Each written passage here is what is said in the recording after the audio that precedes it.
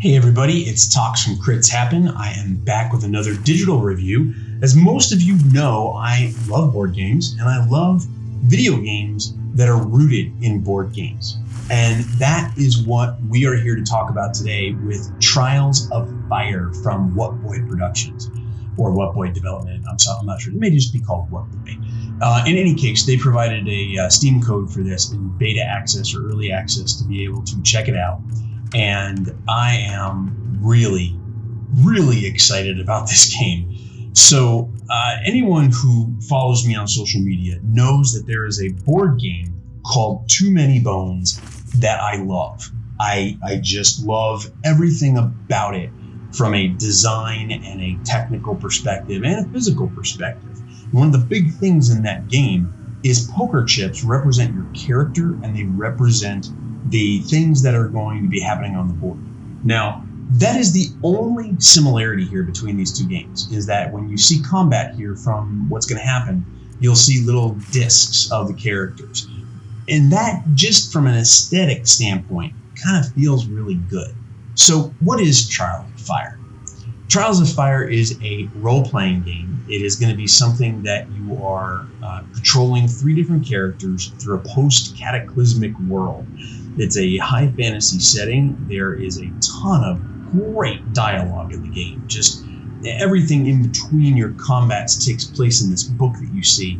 And there's a lot to manage in the game, and we'll talk about that. But there is just some really, really cool dialogue. And there's certain words that have like a keyword, or you'll see it's blue. You can hover over them and you can learn about more of the lore in this story or in this world. It's really, really cool.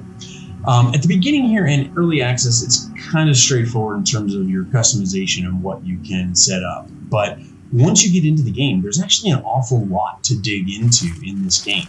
You'll notice on the right-hand side, there's tabs going from the top to the bottom. There's food, there's herbs, there's all these different things that you have to manage. And a big part of the game is that. The first couple of games that I played, it was pretty hard. I mean, it's just very simple. It's pretty hard.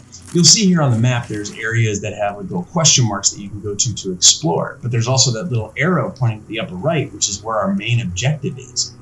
And at the end of the day, that's your goal, is your main objective. And that's one of the challenges this game offers, is there's a lot of side missions and a lot of side things that can happen that will kind of distract you from playing the main mission. And you have to really be careful of that and manage it, because not only do you have to deal with how tired your party is, how much money you have, how much healing herbs you have, and how much food you have to also manage the cards that your characters are going to use during combat.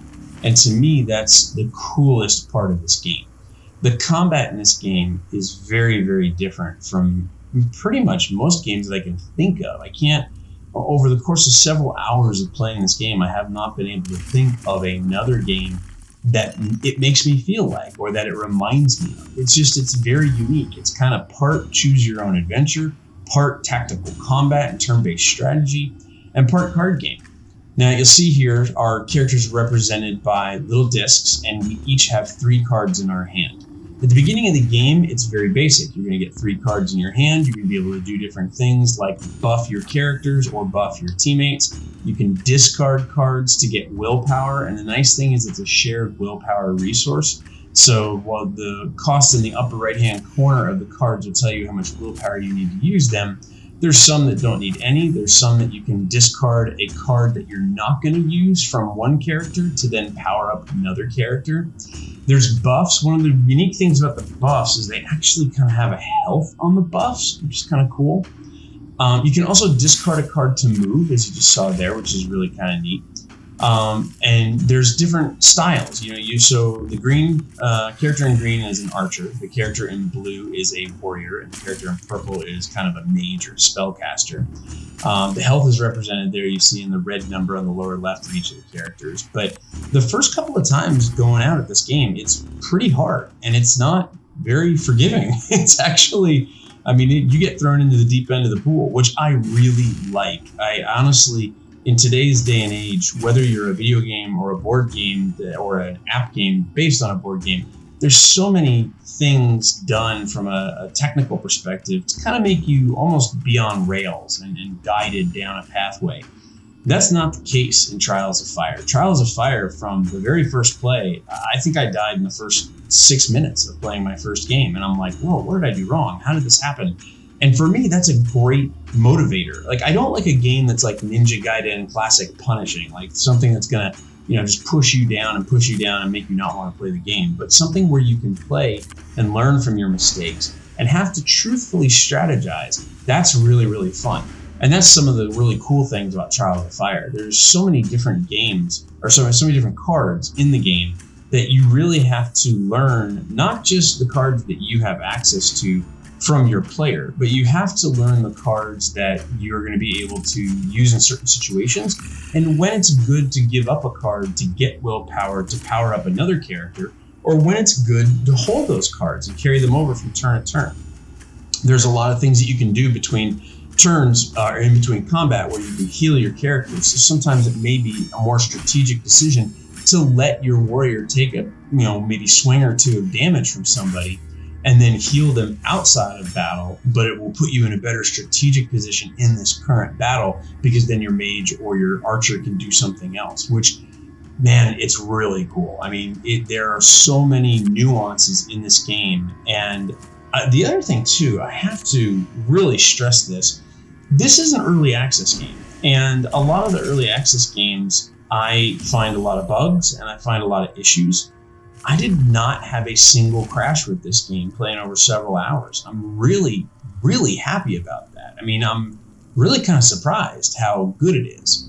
Here's one of the cool things about the game. So after we've completed a fight, you have the opportunity to level somebody up. The intuitiveness of it is not that great. Like, I could have just hit that take all button, but it's a little wonky in terms of how that all works. So here you can see leveling up our archer. We're going to get +1 health and +1 redraw, which we'll talk about in a second.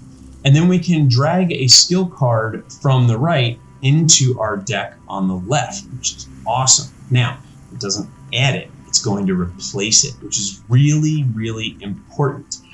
If you play like I do and you're an idiot sometimes and you remove all of your like movement cards, like the advanced cards, that can be really bad. So you need to make some really tough decisions. The cards that you get as time goes on are really cool, and that's a big part of this game. I've only played for like several hours, and I've only unlocked a couple of cards. And there's so much more to this game than what I've even scratched the surface on, and I feel as though I've played a lot of it already and really delved into the story. Now, right now, there's only one story. It does appear, I'm not going to guarantee this, but it does appear from everything that I'm reading online that there's going to be multiple story paths that you can take. There's going to be multiple options from a background and a lore and a world perspective, and that's really cool. I like it when a publisher doesn't just do what they're saying from a technical perspective with the game, but they're also looking at building on the world and adding more stuff to it, which is really cool. Transparently, it may not be aesthetically what you like.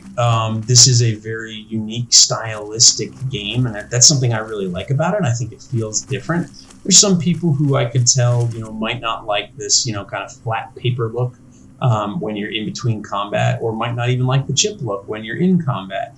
And that's cool. I mean, everyone has their own aesthetic feel and likes and dislikes, but at the core, the mechanics of this game are really, really strong. And that's something that, even if you don't like the artwork, may be enough to lead you down the primrose path, so to speak.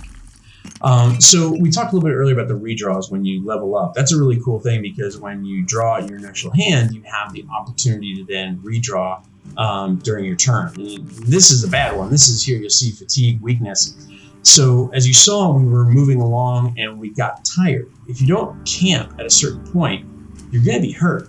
Let's get to that in a second. So here's the redraws. As your heroes grow in combat, they'll earn redraws. You can click on a redraw icon. You'll discard all cards from your hand and draw the same number of cards. It's basically like a mulligan. Doesn't seem that powerful at first, but once you get into the game and you start realizing, as you customize your deck and you tweak it for something very specific, if you don't get that draw off the get-go, having that redraw and being able to mulligan and get new cards, man, that can be really powerful, and that's really, really good.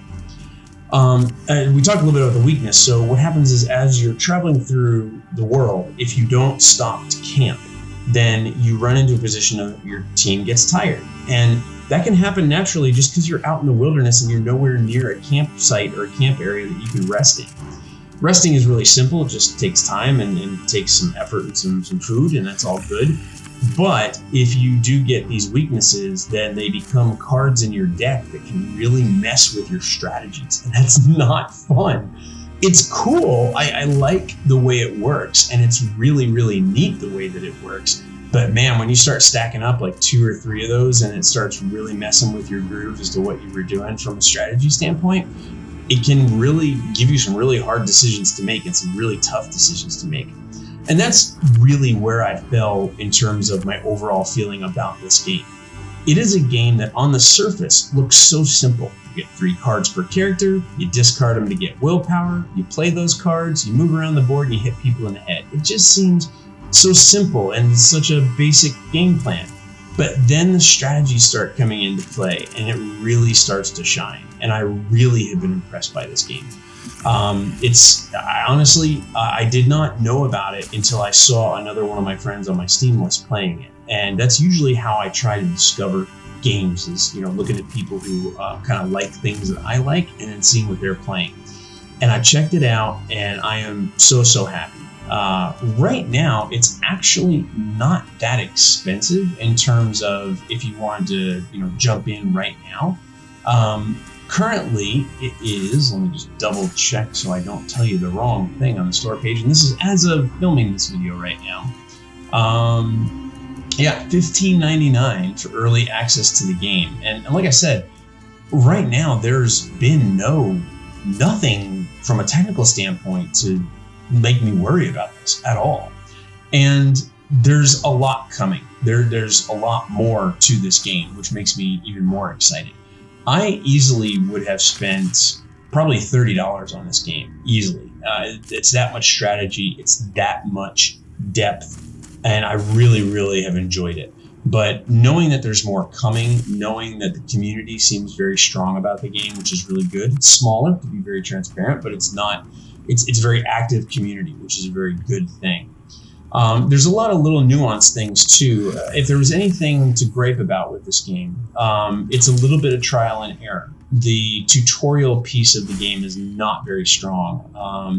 It will teach you combat, and the tutorial for combat is very, very good, but there's really not a tutorial around the world and moving around the world and when something is good, when something is bad. How to interact with different things that are part of the world.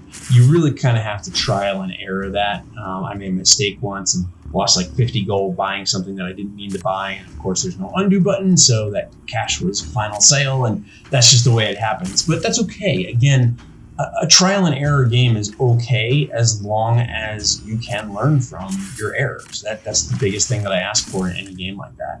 There's also a little thing where if you have 2 characters next to another character and you make a similar attack, like a melee attack, then you can get an additional strike from those. However, that works from your opponents as well, so you got to watch out.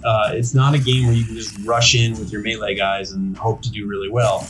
There's a really big opportunity for you to rush in and get surrounded, and suddenly a 2-point damage card turns into like a 3, 4, 5-point damage card because you have all these like ratlings around you, and all of a sudden you're getting swarmed, which is really kind of cool, and it's something that I really like. Again, I think if I had to sum this game up, it's great if you like tactical turn-based strategy. It's unique in its style and its approach and its aesthetics. It's very, very fun if you have a board game background or a card game background, because you're going to have that deck building aspect and you're going to have that capability to tweak your characters and kind of, design them the way that you want to design them. And there's a lot of good opportunity in the future. So overall, I have been extremely, extremely happy with my time with Trials of Fire. I'm looking forward to much, much more. I'm looking forward to new classes. I'm looking forward to new cards. I'm looking forward to new strategies. And that's probably the final thing that I need to kind of put the kind of period on the sentence with, is that this is a game that even after several hours of play, I don't feel bored with it. I don't feel the need to look for something else. I feel the need to come back to this world because the story is so rich, but also because the gameplay is so good. And it's something that I'm very happy to say took me pleasantly by surprise. When I first looked at it, I thought, like I said, it was going to be simple, but it really, really did surprise me. So overall, I would highly recommend you to check out Trials of Fire. It's on Steam in early access as of filming this video right now in August of 2019. I do not know how much longer it has in early access, but again, I have to admit, with not having any bugs or anything fall apart, it probably should be pretty soon. So check it out, Whatboy, Trials of Fire, really cool strategy, RTS, RPG, hack and slash, card game, deck building. I don't know what genre you'd put it in. It's a little bit of everything, and I really like that because it does everything really, really well. Check it out when you can, Trials of Fire. In the meantime, let us know your thoughts. Have you been playing Trials of Fire? What do you think of it? Have you not checked it out or seen it before? And has this video given you some ideas and some thoughts to go check it out? Would love to hear your thoughts. Leave a comment below in the YouTube channel. Of course, you can always chime in on social media, on Facebook, on Twitter, or on Instagram by searching for us at Crits Happen. We really do appreciate everybody taking the time to watch our videos. If you do have any questions, let us know. But in the meantime, we hope that you enjoy all of your card slinging, monster crushing, and food eating times inside of Trials of Fire. Thanks so much for watching. Keep rolling those dice, and we hope they're all crits.